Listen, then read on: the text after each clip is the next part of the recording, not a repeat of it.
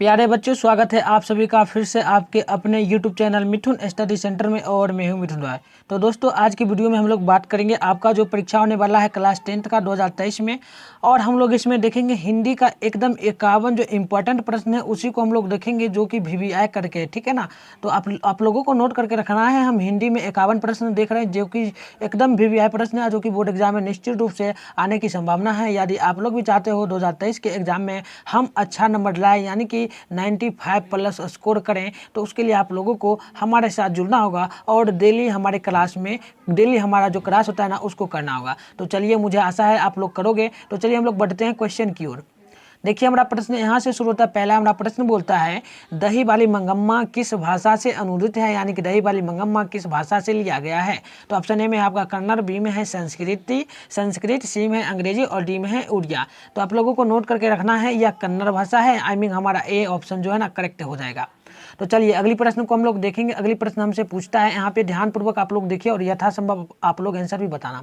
प्रश्न कहता है, धात्विक विश्वास कहानी के संपादक कौन है, यानी कि इस धात्विक विश्वास में कहानी में बोल कौन रहे हैं। ठीक है, तो ऑप्शन ए में आपका दिया है ईश्वर पाटेलिकर, बी में है सात कोरी होता है, सी में है श्रीनिवास और डी में है सुजाता। तो आप लोगों को नोट करके रखना है, इस सात कोरी होता है ना, यही है कौन, तो संपादक है इस कहानी के। तो चलिए अगली प्रश्न हमसे बोलता है जी, काला पानी किसका लोकप्रिय उपन्यास है। काला पानी जो है ना किसका लोकप्रिय उपन्यास है। तो ऑप्शन ए में है सात कोरी होता है, बी में है सुजाता, सी में है सावरडैया और डी में है ईश्वर पाटेलिकर। तो आप लोगों को नोट करके रखना है जी, ये हमारा होगा ईश्वर पाटेलिकर। आई मीन हमारा डी ऑप्शन करेक्ट आंसर हो जाएगा। अब देखिए अगली प्रश्न हमसे पूछता है, अंदर किसी को देखने जाने का नियम नहीं है। यह पंक्ति जो है ना यह किसने कहा है, मतलब कि ये पंक्ति है, हमारी पंक्ति है, अंदर किसी को देखने जाने का नियम नहीं है, यह किनका कहना है। तो ऑप्शन ए में है मेट्रेन, बी में है मजिस्ट्रेट, सी में है परिचायिका और डी में दिया गया है डॉक्टर। तो आपको नोट करके रखना है जी, ये हमारा होगा मजिस्ट्रेट। आई मीन हमारा बी ऑप्शन करेक्ट आंसर हो जाएगा। अब देखिए अगली प्रश्न हमसे प्रश्न पूछता है, मंगू को भर्ती करने के लिए माँ ने किसको पत्र लिखकर बुलवाया था। ठीक है, तो ऑप्शन ए में है आपका बड़े पुत्र को, बी में है छोटे पुत्र को, सी में है बहू को, डी में है छोटी बहू को। ठीक है, तो आपको नोट करके रखना है 5 नंबर प्रश्न का, ये हमारा होगा बड़े पुत्र को यानी बड़े बेटे को बुलवाया था। अब अगली प्रश्न हमसे पूछता है 6 नंबर, लक्ष्मी के बड़े लड़के का क्या नाम था। लक्ष्मी का जो बड़ा बेटा था उनका क्या नाम था। तो ऑप्शन ए में है आदित्य, बी में है अमित, सी में है अमर, डी में है उच्चयत। तो आपको नोट करके रखना है 6 नंबर प्रश्न का, ये हमारा होगा उच्चयत नाम था लक्ष्मी के बड़े बेटे का। तो चलिए अगली प्रश्न को हम लोग देखेंगे। अगली प्रश्न हमसे यहाँ पे पूछता है, स्वेच्छासेवक दल का गठन किसने किया था। स्वेच्छासेवक दल का गठन जो है किनके द्वारा किया गया था। ऑप्शन ए में है गुणनिधि, बी में है हमारा लक्ष्मी ने, सी में है सरपंच ने, डी में है केशव ने। तो नोट करके रखिएगा, ये गुणनिधि ने क्या क्या था, गठन किया था। हमारा ए ऑप्शन यहाँ पे बिल्कुल करेक्ट आंसर हो जाएगा। तो चलिए अगली प्रश्न को हम लोग देखेंगे। अगली प्रश्न हमसे पूछता है, लक्ष्मण कहाँ नौकरी करता था। लक्ष्मण कहाँ नौकरी करता था। ऑप्शन ए में है बंबई में, बी में है मद्रास में, सी में है कलकत्ता में, डी में है दिल्ली में। तो नोट करके रखिएगा 8 नंबर प्रश्न का ये हमारा ऑप्शन होगा कलकत्ता में जो है ना लक्ष्मी नौकरी करता था। ठीक है, लक्ष्मण जो है ना नौकरी करता था कलकत्ता में। अब प्रश्न हमसे पूछता है, मंगू की बड़ी बहन का नाम क्या था। मंगू की बड़ी बहन का जो नाम है ना वह क्या था। तो नोट करके रखिएगा, पहले ऑप्शन देख लो। ऑप्शन ए में है मनु, बी में है कुसुम, सी में है मिनी और डी में है कमू। तो 9 नंबर प्रश्न का आप लोग नोट कर लीजिएगा, ये होगा कमू नाम था मंगू की बड़ी बहन का नाम। ठीक है, तो चलिए अगली प्रश्न को हम लोग देखेंगे।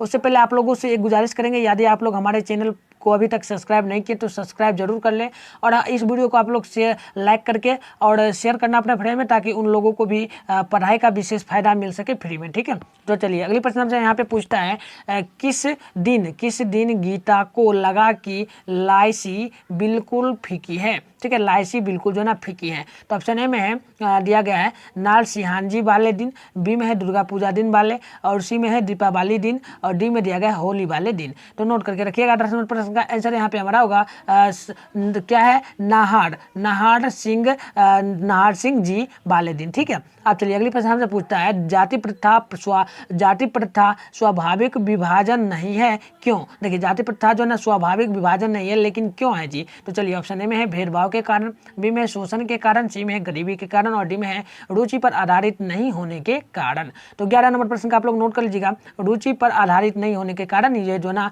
जाति प्रथा स्वाभाविक विभाजन नहीं है। आई मीन हमारा डी ऑप्शन यहाँ पे बिल्कुल करेक्ट आंसर हो जाएगा। तो अब देखेंगे हम लोग अगली प्रश्न, हमसे अगली प्रश्न पूछ रहा है, मदन के लिए क्या खाना मामूली बात थी। मदन के लिए क्या खाना मामूली बात थी, ठीक है। तो ऑप्शन ए में है दुत्कार, बी में है प्यार, सी में है मार, डी में है फटकार। तो नोट कर लीजिएगा आप 12 नंबर प्रश्न का, ये हमारा होगा मार, यानी कि मदन जो था ना हमेशा मार खाते रहता था वो अपने पिताजी से, यानी कि आप लोग हम यहाँ पे सी नंबर नोट कर लीजिएगा।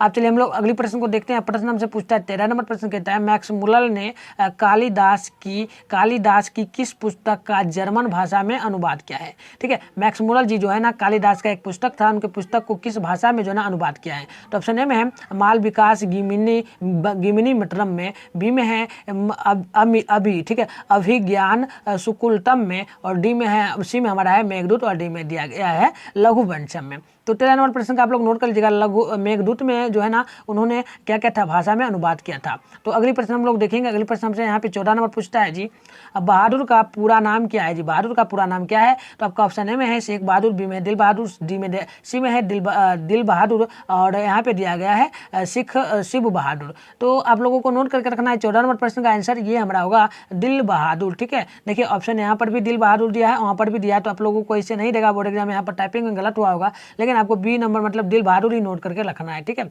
अब चलिए अगली प्रश्न आपसे यहाँ पे पूछा जा रहा है। प्रश्न कहता है, परंपरा का मूल्यांकन शीर्षक पाठ साहित्य की कौन सी विधा में है। मतलब कि परंपरा का मूल्यांकन जो पाठ है ना वह किस में लिखा गया है। तो ऑप्शन ए में है कहानी में, बी है लिंगबंध में, सी में है बयांग में, और डी में है स्मरण में। तो नोट कर लीजिएगा 15 नंबर प्रश्न का आंसर आप लोग ये होगा हमारा निबंध में, ठीक है। चलिए अगली प्रश्न को हम लोग देखते हैं।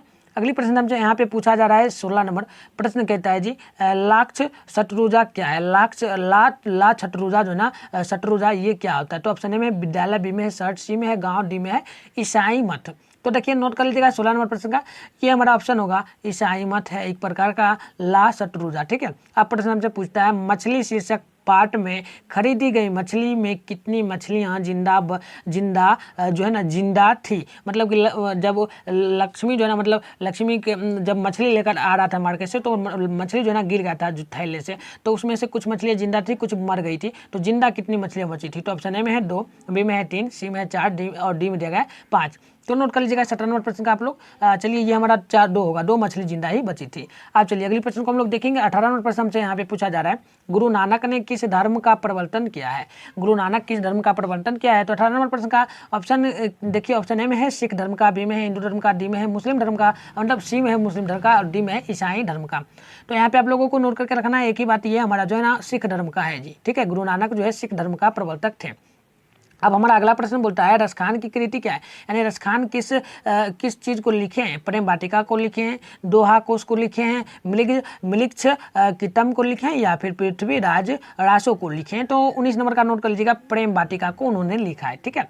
चलिए अगली प्रश्न को हम लोग देखेंगे। अगले प्रश्न हमसे यहाँ पे पूछा जा रहा है प्रश्न कहता है, घनानंद किनके सैनिकों द्वारा मारे गए थे। घनानंद जो है ना काफ़ी मतलब स्ट्रॉन्ग व्यक्ति थे, वो काफ़ी सेनानी थे, वो किसी भी जंग में चल जाते थे और हजारों की मात्रा में तलवार से काट देते थे। ये भी आप लोगों को नोट करके रखना है, ठीक है। तो वो जो है ना किनके सैनिकों द्वारा मारे गए थे। तो ऑप्शन ए में है मोहम्मद गौरी, बी में है नादिर शाह, सी में है औरंगजेब, और डी में दिया गया है हमारा मोहम्मद शाह रंगीले। तो आप लोगों को 20 नंबर प्रश्न का नोट करके रखना है, आंसर ये हमारा होगा नादिर शाह के सैनिकों द्वारा जो है ना घनानंद मारे गए थे। अब अगली प्रश्न हमसे पूछता है, व्यंजन के कितने प्रकार हैं जी। व्यंजन के कितने प्रकार के। ऑप्शन ए में है 1, बी में है 2, 3, सी में है 3, और डी में है 4। तो नोट करके रखिएगा, ये हमारा 1 प्रकार का व्यंजन होता है। व्यंजन 1 प्रकार के होता है जी स्वर व्यंजन, और क्या होता है जी स्वर व्यंजन हो गया, और एक व्यंजन होता है, आपको नोट करके रखना है, ये हमारा 1 नहीं होगा जी 2 होगा, ठीक है। व्यंजन 2 प्रकार के होते हैं, लेकिन क्वेश्चन में हमें गलत टाइपिंग दिया गया है, ठीक है। तो आप लोगों को याद रखना है 2 प्रकार के व्यंजन हमारा होता है। तो आपको नोट करके आप चलिए ये हम आप लोगों का होमवर्क ही रह गया, ठीक है।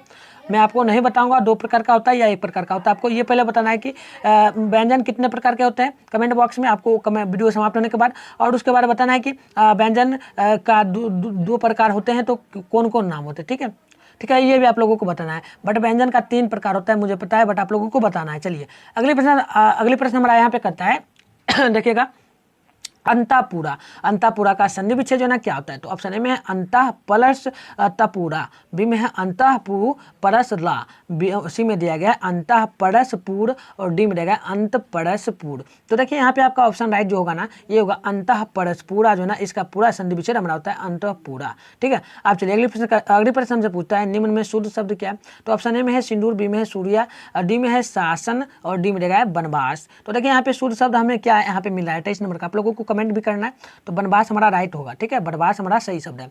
अब चलिए अगली प्रश्न हमसे यहाँ पे पूछा जा रहा है सुरेश में संज्ञा क्या है, सुरेश जो है ना किस प्रकार का संज्ञा है, तो देखिए सुरेश से क्या पता चल रहा है, पहले ऑप्शन बता देते, ऑप्शन ए में व्यक्तिवाचक, बी में है जातिवाचक, सी में है भाववाचक और डी में है समूहवाचक। तो यहाँ पे आपको क्या पता चल रहा है, सुरेश से क्या पता चल रहा है आप लोग कमेंट बॉक्स में भी जरूर बताना 24 नंबर का। देखिए ये व्यक्तिवाचक, व्यक्ति का नाम है तो व्यक्तिवाचक ही होगा, इतना ही हमें देखना है। अब प्रश्न हमसे पूछता है सभा शब्द का लिंग क्या होगा, तो ऑप्शन ए में है स्त्रीलिंग, बी में है पुल्लिंग, सी में है उभयलिंग और डी में इनमें से कोई नहीं। तो देखिए 25 नंबर का आप लोगों को नोट करना है, स्त्रीलिंग शब्द होता है सभा। ठीक है, स्त्रीलिंग शब्द होता है सभा और बोर्ड एग्जाम में काफी बार ये सभी प्रश्न आता है। अब प्रश्न हमसे यहाँ पे पूछा जा रहा है यह कविता मैंने लिखी है, रेखांकित शब्द कौन सर्वनाम है, मतलब कि ये हमारा एक पंक्ति है, ये पंक्ति क्या है, यह कविता मैंने लिखा है, तो यह किस प्रकार के वाचक में आता है, तो ऑप्शन ए में है निजवाचक, बी में है निश्चयवाचक, सी में है पुरुषवाचक और डी में है संबंधवाचक। तो 26 नंबर का आप लोगों को नोट करके रखना है, यह निश्चयवाचक प्रश्न हमारा बनता है। अब देखिए अगली प्रश्न कहता है मोहन आया किस काल का उदाहरण, मोहन आया किस काल का उदाहरण, मोहन आया है अभी जस्ट आया होगा, तो पहले ऑप्शन देख लो, ऑप्शन ए में समान काल, बी में वर्तमान काल, सी में है भविष्य काल और डी में रहेगा संगीत काल। तो देखिए 27 नंबर का हमारा यहाँ पे करेक्ट आंसर होगा वर्तमान काल, यानी कि अभी जस्ट जो है ना मोहन आया है। ठीक है, ये बताया जा रहा है, तो आप लोगों को बी नंबर नोट करके रखना है। अब देखिए अगली प्रश्न हमसे यहाँ पे पूछा जा रहा है भाई बहन में कौन समास है, तो ऑप्शन ए में है द्विगु, बी में है द्वंद्व, सी में है बहुवरी और डी में दिया गया है तत्पुरुष। तो देखिए 28 नंबर को आप लोगों को नोट कर रखना है, यह द्वंद्व समास है। क्यों द्वंद्व है, तो दो है यहाँ पे लोग, दो व्यक्ति है ना, एक है भाई एक है बहन, यानी कि टोटल जोड़े तो दो, यानी द्वंद्व आप लोगों को नोट करके रखना है। अब देखिए अगली प्रश्न हमसे यहाँ पे पूछा जा रहा है धन शब्द का पर्यायवाची क्या होगा, धन शब्द का पर्यायवाची क्या होगा, ऑप्शन ए में है संपत्ति, बी में है तरी, सी में देगा अभी और डी में है हाटक। तो देखिए 29 नंबर का आपको नोट करके रखना है धन से संपत्ति, धन संपत्ति, ये आपको याद करके रखना है। ठीक है, अब चलिए अगली प्रश्न हमसे यहाँ पे पूछा रहा है 30 नंबर विधवा शब्द कौन में विधवा शब्द का विलोम क्या होगा। ठीक है, विधवा शब्द का विलोम क्या होगा, तो ऑप्शन में विरत, बी में है हमारा सदवा, डी में है महत्ता और डी में देगा संपद। तो देखिए 30 नंबर का आप लोगों को नोट करके रखना है, ये हमारा सदवा होगा। ठीक है, विधवा शब्द का जो है ना विलोम होगा सदवा, विधवा शब्द सदवा। ठीक है, इस प्रकार से आप लोगों को याद करके रखना है। आप चलिए अगली प्रश्न हमसे यहाँ पे पूछता है मदुरै का यूनानी लोगों पर क्या कहा जाता है। ठीक है, मदुरै एक व्यक्ति का नाम था, ये यूनानी लोगों पर क्या कहा जाता था, ऑप्शन ए में है मंदिर, बी में है मेदौरा और सी में है मंदिरा और डी में है मंदिरा। ठीक है, तो देखिए राइट आंसर यहाँ पे हमारा क्या हो सकता है 31 नंबर का, तो ये होगा मेदौरा। ठीक है, मेदौरा आप लोगों को याद करके रखना बी नंबर। अब प्रश्न हमसे एक और पूछता है निम्न में शुद्ध वाक्य क्या है। देखिए शुद्ध वाक्य इनमें से क्या हो सकता है, ऑप्शन ए में है हम तो अवश्य जाएंगे, बी में है हम अवश्य ही जाएंगे, सी में है हमको तो अवश्य ही जाना है, देखिए जाना नहीं है जाना लिख दिया है, और सी में दिया है मुझे तो अवश्य ही जाना है। तो देखिए यहाँ पे 32 नंबर प्रश्न का राइट आंसर हमारा होगा हम अवश्य ही जाएंगे, ये राइट हमारा शब्द होता है, यानी बी नंबर आप लोगों को नोट करके रखना है। अब हमें प्रश्न यहाँ पे अगली पूछा जा रहा है, प्रश्न कहता है झूला शब्द में कौन प्रत्यय है। प्रत्यय का मैंने आप लोगों को शॉर्ट तरीका भी बताया है, काफी बार आप लोगों को कमेंट करना है। तो देखिए ऑप्शन में ला, बी में है आ, सी में है लॉ और डी में रहेगा आ।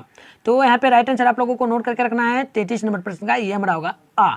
मैंने बताया था क्या बताया था, तो देखिए झूला जैसे शब्द, यहाँ पे हमें झूला शब्द दिया है, तो मैंने बताया था प्रत्यय के लिए क्या, तो अंतिम वाला हमें शब्द देखना है। तो देखिए लॉ में हमें आ लगा, यानी कि आ शब्द हमारा प्रत्यय हो जाएगा। ठीक है, तो वहीं अप्रत्यय पूछता तो अप्रत्यय हमारा क्या होता है, झू होता है, सिर्फ झू। ठीक है, झू शुरू वाला शब्द है, शुरू वाले शब्द को हम लोग अप्रत्यय कहते हैं, तो ये आप लोगों को नोट करके रखना है। अब प्रश्न हमसे यहाँ पूछता है बुद्धिमान शब्द का स्त्रीलिंग रूप क्या हो सकता है। तो ऑप्शन में बुद्धिमानी, बी में ज्ञानी, सी है बुद्धमनी, सी में डी में देगा बुद्धिमती। तो देखिए यहाँ पे हमारा राइट आंसर क्या होगा, तो राइट आंसर होगा बुद्धिमती। ठीक है, बुद्धिमती यानी बुद्धिमान का स्त्रीलिंग जो होगा ना बुद्धिमती, हमारा यहाँ पे राइट आंसर होगा। अब प्रश्न हमसे यहाँ पे पूछा जा रहा है पंचम शब्द का संधि विच्छेद क्या हो सकता है, पंचम शब्द का। ठीक है, तो देखिए यहाँ पे राइट आंसर आप लोगों को नोट करके रखना 35 नंबर का, ये हमारा होगा पम प्लस चम, यानी कि यहाँ पे हमारा सी करेक्ट आंसर होगा। अब प्रश्न 36 नंबर कहता है दूध के दांत मुहावरे का अर्थ क्या होगा। दूध के दांत आप लोगों ने बचपन में भी पढ़ा होगा और बोर्ड एग्जाम में भी आता है दूध के दांत। इसके मुहावरे का अर्थ क्या होता है जी, तो आप लोग का देखिए ऑप्शन ए में दिया गया है अनुभवीन, ठीक है, अनुभवीन, और सी में है दांत का टूटना, डी में सी में यहाँ है सी में दांत जमना, और डी में दिया गया है दांत का टूटना जी। तो देखिए आप लोगों को राइट आंसर जो याद करके रखना है 36 नंबर प्रश्न का, ये हमारा होगा अनुभवीन। अनुभवीन ये शब्द हमारा हो जाता है। अब चलिए अगली प्रश्न हम लोग देखेंगे। अगली प्रश्न हमसे यहाँ पे पूछा जा रहा है जी, ध्यान से देखिएगा। प्रश्न कहता है निम्न में कौन शब्द सर्वनाम है। सर्वनाम शब्द क्या होगा, तो ऑप्शन ए में मोहन, बी में है आप, सी में है कमला, डी में है गुड़िया। तो 37 नंबर का आप लोगों को नोट करके रखना है। आप जो है ना ये सर्वनाम शब्द होता है। अब प्रश्न हमसे पूछता है 4 गज मलमल में कौन विशेषण, यानी कि 4 गज मलमल में कौन विशेषण हो सकता है जी। ऑप्शन ए में है संख्यावाचक, बी में परिमाणवाचक, सी में गुणवाचक, डी में सार्वजनिक विशेषण। तो 38 नंबर प्रश्न का आपको आंसर याद करके रखना है, संज्ञावाचक विशेषण हमारा यहाँ पे हो जाता है। ठीक है, चलिए अगली प्रश्न हमारा यहाँ पे बोलता है जी पिकासो की विख्यात कृति का नाम क्या है। ठीक है, पिकासो का विख्यात कृति का नाम क्या है। तो ऑप्शन ए में है द अवेन्यू, और बी में है द बीमनव, सी में देगा है मदालोरेंज द अवेन्यू, और डी में देगा है द मादामोजेल। तो देखिए यहाँ पे राइट आंसर आप लोगों को नोट करके रखना 39 नंबर प्रश्न का, ये होगा हमारा मादामोलेज द अवेन्यू, यानी कि सी ऑप्शन जो है ना आपका 39 नंबर प्रश्न का हो जाएगा। आप देखिए अगली प्रश्न हमसे यहाँ पर और पूछता है जी बिरजू महाराज को तालीम किससे मिली। बिरजू महाराज को तालीम किससे मिली। ऑप्शन ए में है दादा से, बी में है बाबूजी से, सी में है नाना जी से, और डी में है चाचा से। तो देखिए राइट आंसर आपको नोट करके रखना है जी, ये होगा हमारा बाबूजी से उनको तालीम मिला था। ठीक है, बिरजू महाराज को आपको बी नंबर याद करके रखना है। अब प्रश्न हमसे यहाँ पे पूछा जा रहा है बाबा साहेब भीमराव अंबेडकर का जन्म किस राज्य में हुआ था। बाबा साहेब भीमराव अंबेडकर का जन्म जो है ना किस राज्य में हुआ था। तो ऑप्शन ए में मध्य प्रदेश, बी में बिहार, सी में उत्तर प्रदेश, और डी में है बंगाल। तो देखिए ये सब प्रश्न मैंने आपको काफी बार करवाया हुआ है, तो आपको यहाँ पे 28 नंबर का नोट करना है जी, मध्य प्रदेश में। ठीक है, आप चलिए अगली प्रश्न हमारा यहाँ पे बोलता है 42 नंबर अनुमति। ठीक है, कहता है अनुमति शब्द का पर्यायवाची जो है ना क्या हो सकता है। तो ऑप्शन ए में है असहमत, बी में है असहज, और डी में है अनजान, और मतलब सी में अनजान, और डी में है असहमति। तो देखिए 42 नंबर का आपको नोट करके रखना है, ये होगा हमारा असहमति। अनुमति का उल्टा जो होता है ना असहमति, हमारा यहाँ पे 42 नंबर का हो जाएगा। अब प्रश्न हमसे पूछता है रक्षा शब्द का विलोम क्या होगा। रक्षा शब्द का विलोम जो है ना क्या हो सकता है। ऑप्शन ए में भक्षक, बी में है भिक्षा, सी में है विनाश, और डी में है वियोग। तो देखिए रक्षा शब्द का जो विलोम शब्द होता है वो आपको माइंड में बिठा कर रखना है, ये विनाश होता है, रक्षा से विनाश। ठीक है, देखिए विनाश से रक्षा या विनाश से रक्षा होगा या रक्षा से विनाश, तो ये आपको नोट करके रखना है। अब देखिए प्रश्न हमसे यहाँ पे पूछता है ललिन विलोचन शर्मा द्वारा लिखित कहानी निम्न में कौन है, मतलब इनमें से कौन कहानी जो है ना ललिन विलोचन शर्मा जी लिखे हैं। ऑप्शन ए में मछली, बी में है अक्षरों की कहानी, सी में है दांत विष के दांत, और डी में है भारतीय लिपियों की कहानी। तो 44 नंबर का नोट करके रखना है विष के दांत। ठीक है, विष के दांत जो है ना ये ललिन विलोचन शर्मा जी लिखे हैं। अब हमसे एक और प्रश्न यहाँ पे पूछता है मैक्स मुलर का जन्म कब हुआ था। तो ऑप्शन ए में है 1823 में, बी में है 1824 में, सी में है 1826 में, और डी में है 1866 में। तो 45 नंबर का नोट करके रखिएगा आप लोग, ये हमारा होगा 1823 ईस्वी में। ठीक है, चलिए अगली प्रश्न हमारा यहाँ पे क्या बोलता है, तो ध्यानपूर्वक देखते चलिएगा, एक एक प्रश्न देखते चलिए। प्रश्न कहता है सर विलियम जोन्स समुद्री यात्रा करते हुए भारत कब पहुंचे थे। देखिए सर विलियम जो ना ये एक प्रकार के जो दार्शनिक थे, मतलब हर एक इंडिया मतलब पूरे दुनिया में वर्ल्ड में घूमते रहते थे। ठीक है, समुद्री यात्रा से। तो उन्होंने भारत में कब पहुंचा था। तो ऑप्शन ए में 1857 ईस्वी में, बी में 1765 ईस्वी में, सी में 1600 ईस्वी में, और डी में 1783 ईस्वी में। तो 46 नंबर का आपको नोट करके रखना है जी, ये हमारा होगा 1783 ईस्वी में, यानी कि डी ऑप्शन आप लोगों को याद करके रखना है। और मोस्ट इंपोर्टेंट प्रश्न होता है, ये बोर्ड एग्जाम में बार बार आता है। अब प्रश्न हमसे यहाँ पे पूछा जा रहा है अनामदास का पोथा उपन्यास किस लेखक की कृति है। देखिए ये उपन्यास है, पूरा क्या है उपन्यास, तो उपन्यास है अनामदास का पोथा। ये उपन्यास किस कृति के लेखक हैं, किसने लिखा है। ऑप्शन में हजारी प्रसाद द्विवेदी, बी में है यतेंद्र मिश्र, और डी में दिया गया सी में दिया गया है अमरकांत, और डी में है महात्मा गांधी। तो देखिए यहाँ पे राइट आंसर हमारा जो होगा ना वो होगा Hazari Prasad Dwivedi. I mean a option आप लोगों को नोट करके रखना है 27 नंबर प्रश्न का। अब प्रश्न हमसे यहाँ पे पूछा जा रहा है वास्तविक शब्द में प्रत्यय क्या। देखिए अप्रत्यय के लिए मैंने बताया शुरू का शब्द होता है, जो अप्रत्यय के लिए मैंने बताया है जो कि अंत का शब्द हो। तो देखिए यहाँ पे क्या होगा विक, विक हमारा राइट आंसर होगा क्योंकि ये शब्द अंत में है जी विक। ठीक है, तो ये आपको शॉर्ट में याद करके रखना है। ठीक है, ये प्रश्न आता है। देखिए प्रत्यय अप्रत्यय से 2 से लेके 4 तक प्रश्न, ठीक है 4 से लेके 2 प्रश्न बोर्ड एग्जाम में हर एक साल आता है। आप 12th में हो या 10th में हो, किसी बोर्ड में हो, किसी भी क्लास में, लेकिन पूछता है निश्चित रूप से, तो आपको याद करके रखना है। तो यहाँ पे बिक हमारा राइट आंसर हो जाएगा। ठीक है ना, बिक। तो यानी कि आप लोगों को ए नंबर जो है ना नोट करके रखना है। सॉरी ये होगा जी, देखिए यही होगा। प्रत्यय हमसे पूछा जाए और प्रत्यय थोड़ी ना है, यहाँ पे प्रत्यय है, यही हमारा राइट आंसर होगा। बट यहाँ पे ऑप्शन में जो है ना गलत दिया हुआ है। ठीक है, ऑप्शन में गलत दिया है बट कोई नहीं, यहाँ पे हमारा ए ऑप्शन होगा। आप लोग निश्चित रूप से आप लोग ए में टिक मार के जाना। ठीक है, चलिए अगली प्रश्न हमसे यहाँ पे पूछा जा रहा है जी, हजारी प्रसाद द्विवेदी ने निर्लज अपराधी किसे कहा। देखिए काफी इंपॉर्टेंट होता है बोर्ड का, या फेवरेट सवाल होता है बोर्ड एग्जाम में, काफी बार आता है। तो देखिए आपका ऑप्शन में डकैत को, बी में चोर को, सी में हत्याले को, डी में नाखून को। तो आपको पता होगा नाखून को ही मैंने पढ़ाया हुआ है काफी बार आप लोगों को, तो नाखून को आपको नोट करके रखना है। चलिए अगली प्रश्न हम यहाँ पे पूछा जा रहा है। प्रश्न कहता है निह उपसर्ग, निह उपसर्ग के योग से क्या बना शब्द है। मतलब नी जो है ना निह इस उपसर्ग से कौन सा शब्द यहाँ पर अभी बना है। तो देखिए क्या बना हो सकता है। तो देखो ना यार देखो, नियम है, निजी है, नीति है, या फिर निःशुल्क है। तो क्या यहाँ पे आपको डर लगा है, माइंड में बैठाओ ना, यहाँ पे नी लगाए ना, निह यानी कि निःशुल्क हमारा होगा जी। ठीक है, निःशुल्क होगा। ये शब्द, ये सभी सवाल पूछा जाता है बोर्ड एग्जाम में, सिंपल होता है। ये सभी प्रश्न ऐसे ही आपको दे देगा और पूछेगा कौन सा शब्द इससे बना है, तो आपको मार ही देना, ये सब छोड़ना थोड़ी है। चलिए अगले प्रश्न, लास्ट प्रश्न हमारा होगा। प्रश्न कहता है कवि प्रेमघन के अनुसार कौन सी विधा पढ़कर लोगों की बुद्धि विदेशी हो गई है। मतलब कि कवि प्रेमघन जी का ये कहना है कि जो व्यक्ति विदेश में रहते हैं उनकी जो है ना माइंड शक्ति, यानी कि पढ़ाई की लिखाई की बात जो है वो सभी विदेशी हो गई है। तो किस प्रकार की विधा को। तो देखिए ऑप्शन ए में छल विधा, बी में कपट विधा, सी में है विदेशी विधा और डी में तकनीकी विधा। तो विदेशी विधा ना होगा, विदेश में जब पढ़ रहा है तो विदेशी विधा उसको मिला होगा। तो सी नंबर आपको ऑप्शन जो है ना नोट करके रख लेना है। ठीक है, तो चलिए यहीं पे हम लोग वीडियो को समाप्त करेंगे। और ये इतना इंपॉर्टेंट प्रश्न है ना जो अभी मैं टोटली 51 प्रश्न आपको करवाया हूँ, और यह बोर्ड एग्जाम में मतलब निश्चित रूप से आता है। तो ज़्यादा प्रश्न इससे आपको मतलब 51 में ज़्यादा नहीं पूछेगा, बट देखा जाए तो 5 प्रश्न जो है ना इससे रहेगा, 5 से लेकर 7 प्रश्न इसी वीडियो से आपके बोर्ड एग्जाम में रहेगा। तो इस प्रश्न को आप लोग निचोड़ के पी जाओ। ठीक है, मैंने वैसे बता दिया, समझ में नहीं आया होगा तो आप लोग देख लो। और अभी तक आप लोग हमारे ग्रुप को ज्वाइन नहीं लिए हैं तो हमारा ये नंबर है जी, ले लो देखो 6009698095। इस पर आप लोग कॉन्टैक्ट करके आप लोग व्हाट्सएप ग्रुप ज्वाइन कर लें, वहाँ पे आपको फ्री में नोट्स प्रोवाइड किया जाता है। और आप लोग भी ले लो क्योंकि फ्री में आपको मिला है तो आप लोगों को लेना चाहिए।